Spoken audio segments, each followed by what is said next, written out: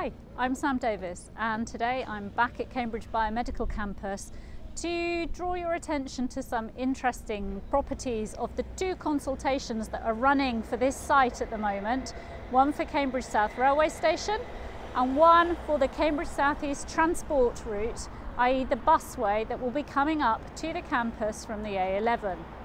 Now, this is the site of Cambridge South Station, and as you can see, it's a pretty constrained site. That would be fine if this were serving a small and slowly developing area, but it's not. The biomedical campus is the most rapidly expanding employment site in the whole of Cambridgeshire. There will be 30,000 people working here by the end of this decade. One of the things that bothers me about the Cambridge South consultation is that the facilities it's proposing are still assuming that there will be a relatively small number of trips in and out of this station every year, far smaller than the biomedical campus itself assumes in its transport needs review published in January 2019, and even more significantly undercutting the numbers which have been produced by Smarter Cambridge Transport.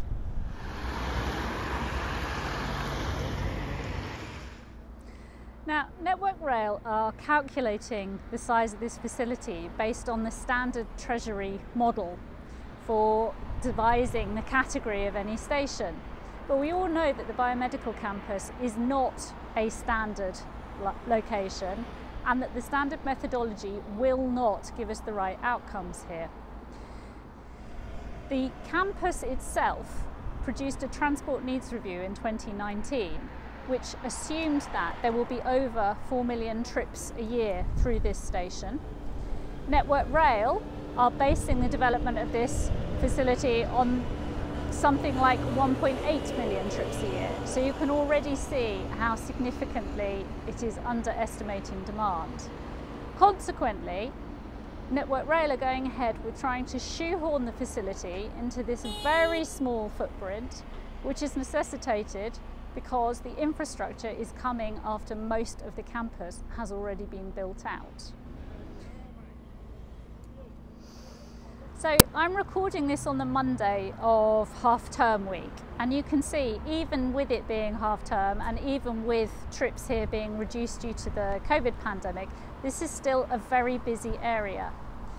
The designs which Network Rail are promoting for this site assume that cars coming from Long Road will cross the foot of the busway bridge and turn in to this area here, where there will be 5 disabled parking spaces but no regular parking spaces. They will drop or pick up their passengers and then pull out again.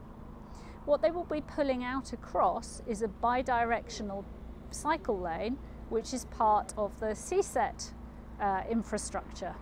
So already you can start to see what an intense conflict point this will be, with cyclists, pedestrians and buses going to and fro over the busway bridge, cars driving through the campus, cars driving in and out of this site, and the cycle infrastructure and pavements coming up from the south.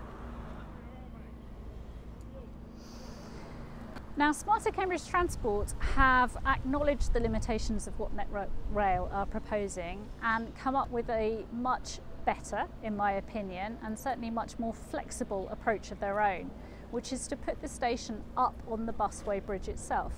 That would enable it to integrate much better with busway services. It will get pedestrians closer to the platforms where they want to be and would enable better cycle parking.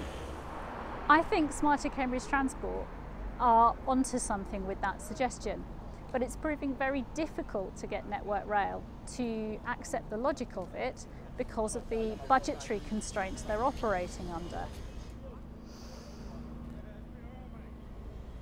What I'd like to see is a coming together of the 6 different parties who are in a position to deliver a better outcome for this site.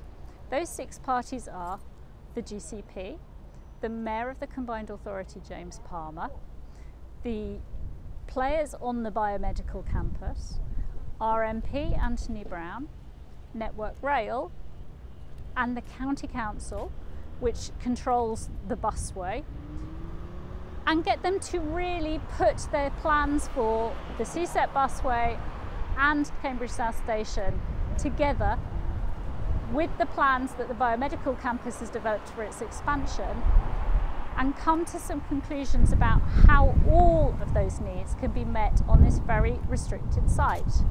Perhaps that involves embracing Smarter Cambridge Transport's proposals. Perhaps it involves doing something different, like keeping car traffic away from this site. But something needs to be done if we are not to be lumbered with an extremely expensive white elephant, which will simply clog up the streets of Queen Edith, rather than being the positive force for reducing congestion, which it has been described as to us so far.